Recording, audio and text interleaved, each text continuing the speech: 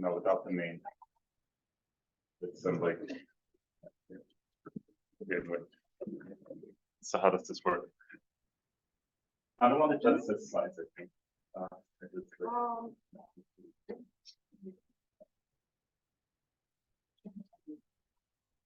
Yeah, it must be the third one in the top. This one's from 951. Yeah. Yeah.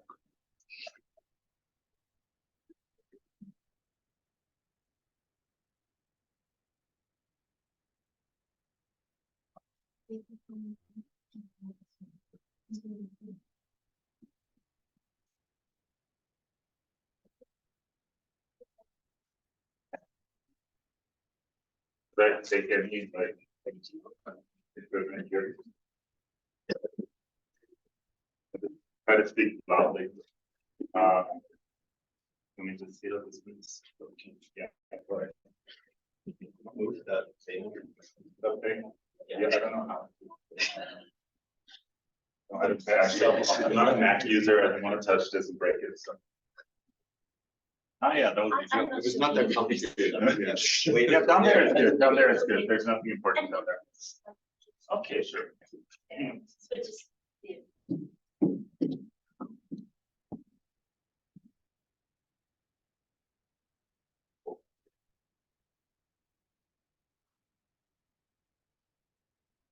Okay, good morning, everyone. I got the first topic. I need my phone to time myself, actually. Is there going to be dings? Is there dings today? Oh, yeah, okay, well, okay, perfect. Yeah. So, I am going to talk about a particle in Japanese today that is called yo, that has been talked about a lot in this conference for the last many years, I think. But more from a viewpoint of intonation, of prosody, and I hope that's going to be interesting for things other than just looking at Japanese, also intonation in general.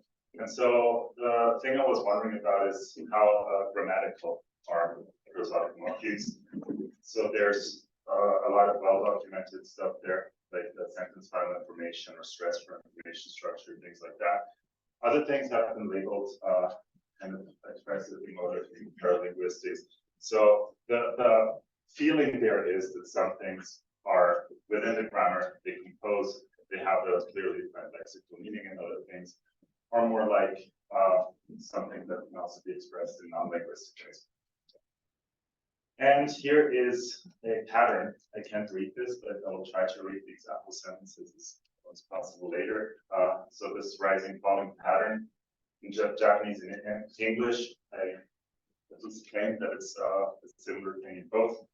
And this grammatically Japanese because it composes means with the sentence final particle yo that I mentioned before. And in English, I claim that it carries a similar meaning, but has not been described as such. So there is literature on the intonation, but it's usually described as something completely different. So it's very formally analyzed, but more just described as it carries this kind of expressive content independent of compositional grammar.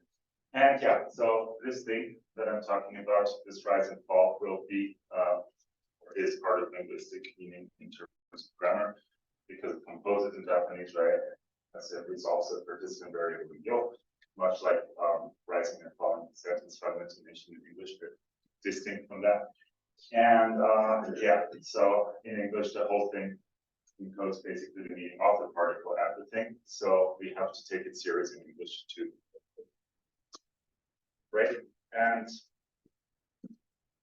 first of all, these are the kind of rise and fall, these canonical prosodic morphemes that I've been talking about. So we have the you're coming, and you can say like you're coming. So you're coming. You can make it a question like are you coming? So the claim here is that declarative and interrogative and assertive force, and this kind of switching the assertive force to the addressee are distinct things, and this has been applied to Japanese by the states here. And since then, some people have worked on this application to Japanese. And they have basically said that this was also one remark or reviewer, that this thing you see in one also happens on Japanese women. So it also resolves some variable maybe there, or does something completely different, but we should treat it as something similar. So it's final, rising, and falling intonation. And so to distinguish them, I just make the angle a little different. I don't know how good that is to distinguish them visually, but from now on, all the crooked ones and all the straight ones are distinct. Why do I say so? Well, first of all, yo declaratives where the rise is on the yo also need commitment from the speaker. So it's something different than having a final rise like in 1B. And these ones resolve variables that are not, therefore, the variable that determines who is committed to whatever is in the proposition, right? So this is the example that I'm going to be mainly using to illustrate this. So basically, we have a party, and someone says, well, let's buy more paper cups. And then the other one says, no, there's enough left, so you don't need to buy them. And therefore just says, yeah, or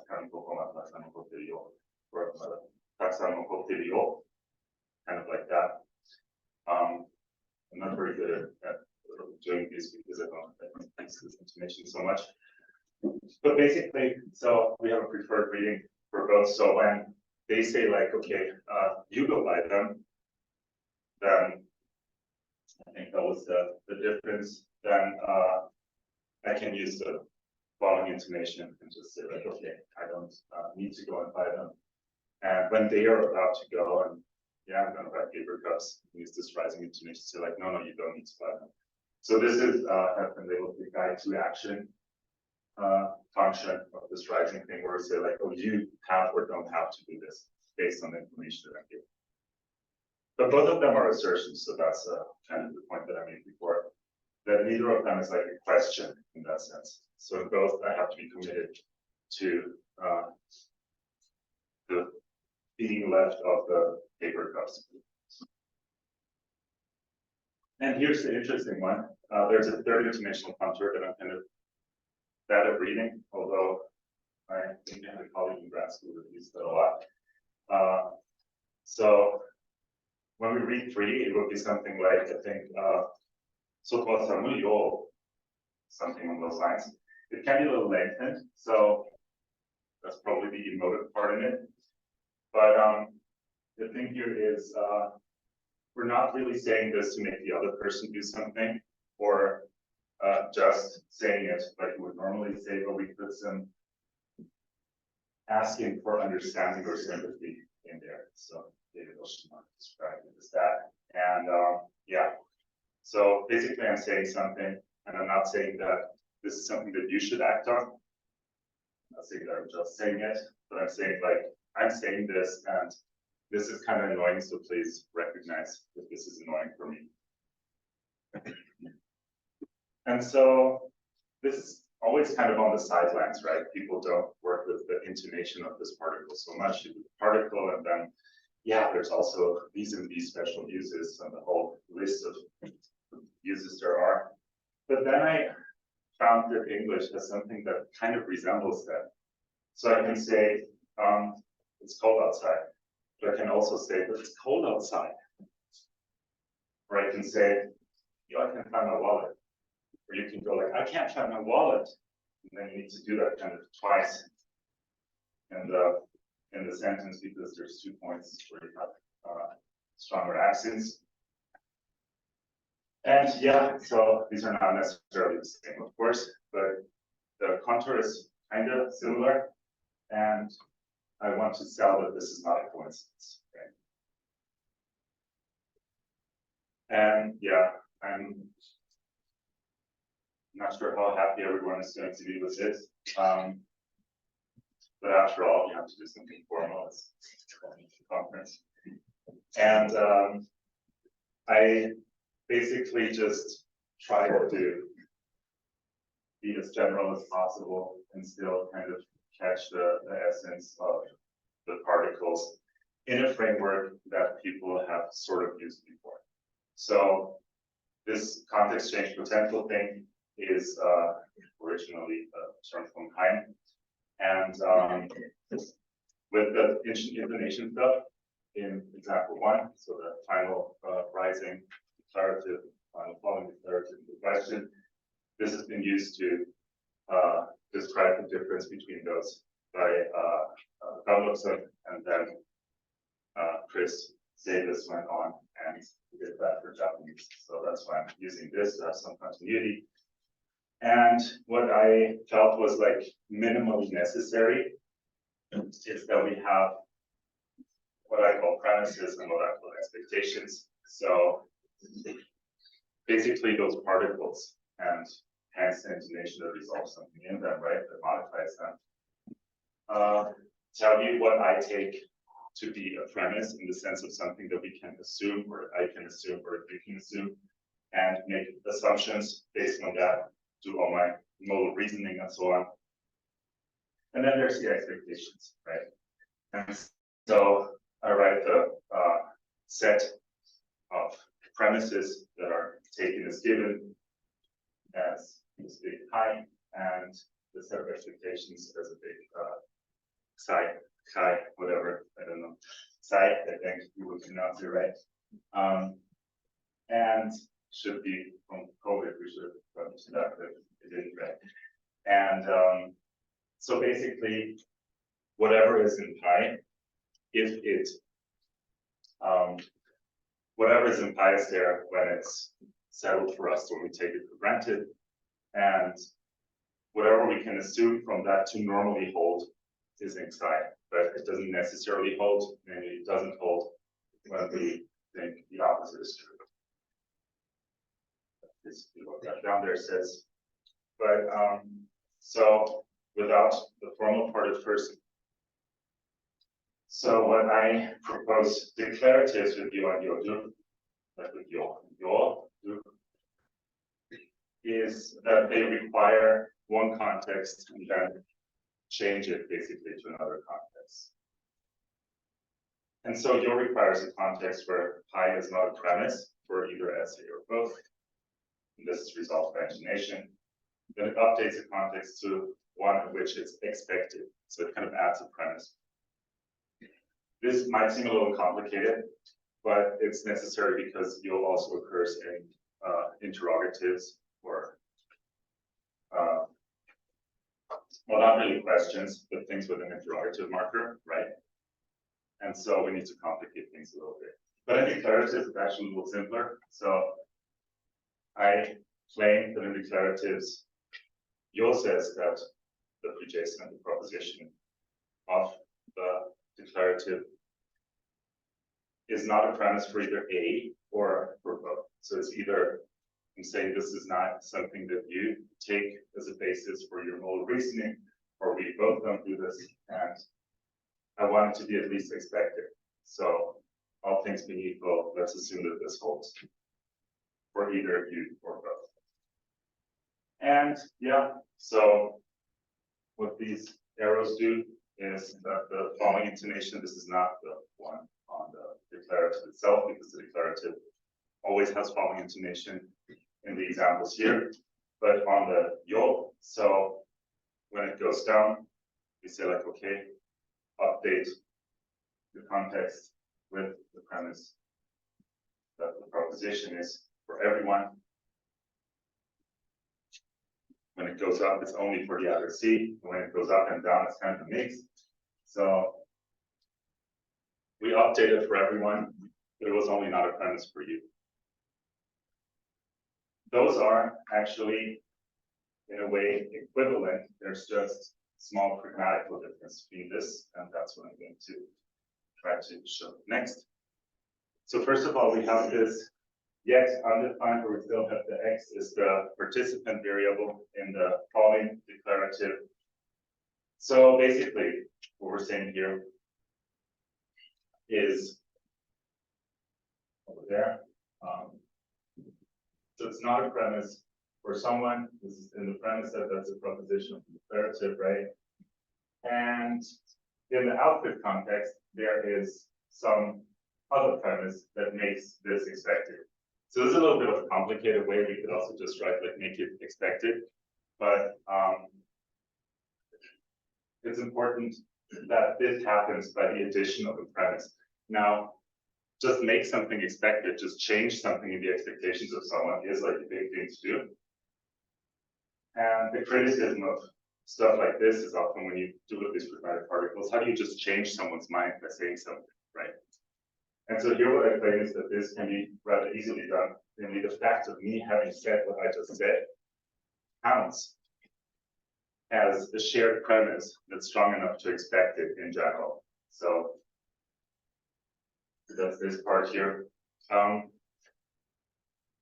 But if we take that complicated stuff away, basically what I'm saying is these two here resolve this variable, right? So we either work on the shared premise set, or common ground you could call it, or we just work on the addressee's premise set. This part here is the same because that's what the declarative says. The declarative says this is a premise for me. If this is not a premise for me, I can't, assert it. So that's a condition for assertion. Now these two again, we will see that the same context actually satisfy both. So we can say them in the same situations. This is not true for all transitive yield, but it's true for declaratives with yield.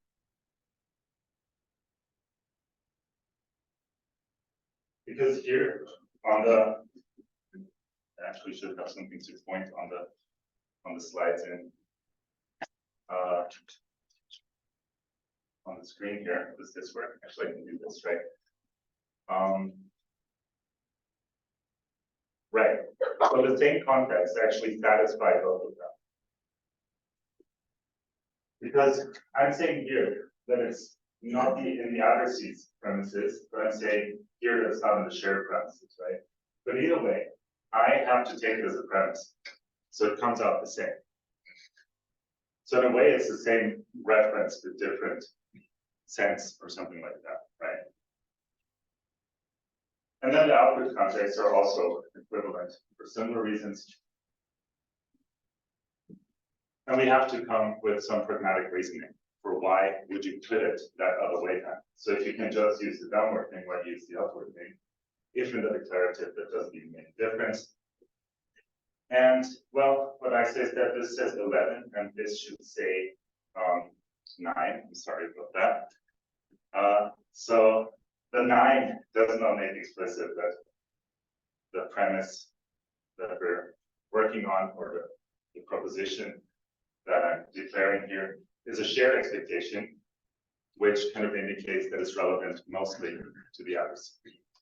So I'm saying like, well, I'm doing the same thing with these contexts, but since I'm not including myself, this is something that I'm already convinced of, and I just think you should know that.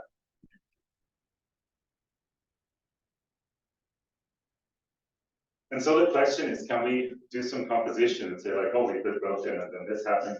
Well, not really. We have to actually see it kind of as independent. But then I claim that it does the following. So previously people have claimed that this tree is a variant of your with the following thing, just asking for understanding or sympathy. So basically we have something where we put a prosodic morpheme that has a grammatical function, that has a meaning within the composition, and then we add some emotion to that, right? We're like, yeah, so I'm declaring this for both of us, but I'm also annoyed. And yeah, so what I'm basically saying is, so this is not a necessary thing, this is just the lexical meaning kind of defined, right? So we have the addressee context only here, and here we have the shared one. And what does that do, right? And here we need to go with the pragmatic reasoning again. where the speaker indicates like a lack of awareness kind of the proposition by the addressee and the input context. So you ain't aware of that. But in my update, I'm not updating this primarily for you. I'm doing this for both of us. So I'm basically changing back to normal midway in this process. And so what the interpreter of this is going to think is that this proposition is either mainly common ground relevant or just relevant for me, but it's actually just relevant for the speaker. And they kind of want to know that. But why should that be, right? And here, of course, going directly to this is kind of being petulant or something like that is not a necessary conclusion, right? But what I try to do here is say like, okay, this tool has this shape and it can be used for that. And people conventionally kind of use it for that. Right? 10 minutes. So that's the Q&A, right? The last, yeah, okay, very good. So, summing up. So these up and down thingies are morphemes composing a deal. Their meaning can be clearly delineated, can be formalized, so saying these are grammatical. The emotive content conveyed by maybe not all, but a lot of those up and down utterances is paralinguistic in the way that I can also just make it fake and expressive, or that I can also just like kind of say, oh, and it means the same, I guess. But it's conventionally associated with this. So kind of this tool has been used for that so much that we also say like, okay, if we see this, it's probably that. Before I mentioned like I couldn't, I'm not sure if I can read them so well because I don't use this contour much, but I had a colleague in grad school who would kind of use that, especially when he was kind of talking about himself in every single sentence. And I don't know if he was asking for sympathy, but it seemed like the vibe kind of was like, okay, I'm not sure if I should share this, but I really want to share it, so on. It's like, I don't want to be annoying, but also I want you to know this.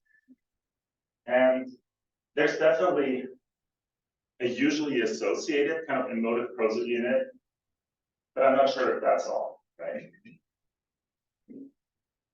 That English corresponds to your, that is not analyzable.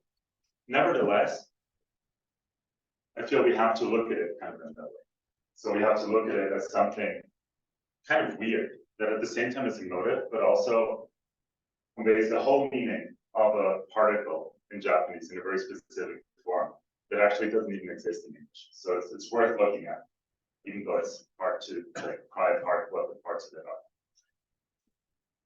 Yeah, and what else to look at? Well, with other particles, those things by themselves maybe in Japanese, so I haven't really looked into that, whether we can look at this thing without any particle and we just put this on a sentence and see what happens. Other contours corresponding to grammatical morphemes, so when we have prosodic morphemes or other prosodic morphemes in Japanese or in other languages, what corresponds to them in English? What can we learn about English intonation from that? And yeah, a big open thing is how to better capture or predict this dramatic reasoning, because basically I'm just trying to sell you, yeah, so this is what everyone thinks when they hear this, but that should also be predicted a little more precisely. Okay, that's all for me. So, questions.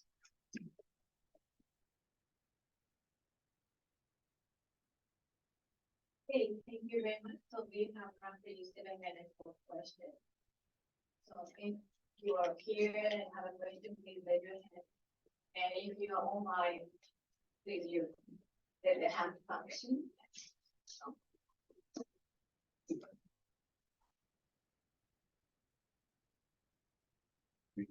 You might ask, who was that guy in grad school? That's good too. Have somebody in mind. Okay, thanks for your talk. So I had a question about the way that you describe the combination of the two intonations together. So I think you're suggesting that this is like a combination of the two, the rising and the falling intonations. But I wonder whether this is actually similar to what Noam Constance talked about. So in his dissertation, he suggested that there is one particular type of contrastive topic where you don't find the normal split between the topic intonation and the focus intonation into two different constituents, but rather you stick both of those two intonations at the end of the sentence, so that the entire sentence addresses a implicit issue. So I was looking at his dissertation right now. He has examples like, did anything interesting happen today? And then the other person answered, well, John came over. Like, I don't know if I'm doing that in English intonation correctly, but I felt like that example is actually kind of similar to this one. So I was wondering what you thought about this. That's interesting. I have not at all looked into things that do information structure, right? And then compare this. Yeah, so I think the way to test this is really to put this in context where you're trying to address some implicit issue. Yeah. What does John came over do? Like, yeah, John came over, but you want to suggest that that's not so interesting. That's the only thing that happened today. So the question is, did anything interesting happen today? And there's not really anything, so you just grasping at something, you're grasping at a straw. John came over. Yeah, it's vaguely relevant, but not really answering the question. Interesting. Yeah, that's super interesting. And no, I haven't thought about that, but I will. Thanks so much. Thanks. Okay, thank you. Any other questions on the floor, or can we check the questions? I don't know how to do that. I'm just creating this. I don't know how to, like, I'm also afraid of breaking maths. Like, you it's hard, right? It's not so easy to break it, I think. You see how big I am? Okay, we will have questions. No questions. I don't know. Okay. Any other questions on the floor? Then. Questions? Fine. Of course. Yeah, well, thank you for the interesting talk. And Wu is wondering, what kind of mechanisms can we assume behind this kind of phenomena? So there is maybe one layer that includes the prosody for the intonation, right? Yeah. And, how we can So we have interacted with phonetics. Well, so your question. General question. Okay. Are you asking this in the sense of how it's processed, or in the sense of just like, here's the chunk of information that's like the tuneless sounds, and here's the tube? Yeah, how those two layers are connected with each other. Well, I don't think they're layers in the sense that there's a clear boundary, to be honest. Because like we have phonemes, right? But then whenever we use language, we have to like see where the pitch is. In some cases, we have lexical information there, right? In tonal languages, to an extent in Japanese even, right? And then there's so many like different layers that flow into each other, and that by individual language are used differently. Like in one language, you would have something in the intonation, and the other you would have it in the non-intonational linguistic form. So I don't think we can separate them at all, really. Yeah, in that case, no connections can be established in the lexicon. For example, like each word has the variant according to this intonation. But if this is pronounced like this has this meaning, but in other cases, can it be done in the lexicon, or? Well, that depends on what I'm saying here is that it does, right? So I'm saying like this, yo, without any intonation is just undefined. We can't even say it without. because we don't know what's going on, right? With other things, I don't know, how that, like, it's a very interesting question how that carries over to the English, right? Because in English, I mean, if I say the meaning of yo, like all this complex thing is only in this petulance quantum, right? Then I'm not sure what consequence that has. What I was really interested in is also like a big picture question, where this stuff is processed. Because like a lot of people say very convincingly that prosody, what they call prosody, which is kind of like just the melody of speech, right, is processed in the other hemisphere, right? So, I mean, if we have like part of the grammar being like here and the other one is like on the other side, then I'm not sure. I mean, that almost seems like two parallel structures, you know, that just go on at the same time. But what consequences that have? I think that's where the question actually like goes at some point. Just have to say like in the model, I don't know, you can do it either way, right? Doesn't really matter, but what are we modeling? Saying like, well, this is how it happens in the brain, then a lot more. But yeah, so to answer your question, I'm saying here, yes, this is a lexical ambiguity in what, right? That's all it is. Yeah. Okay, so I think we are running out of time, so we can continue the discussion, during lunch break or on Discord. Okay, Yeah, then thank you. let's we go back. Thank you.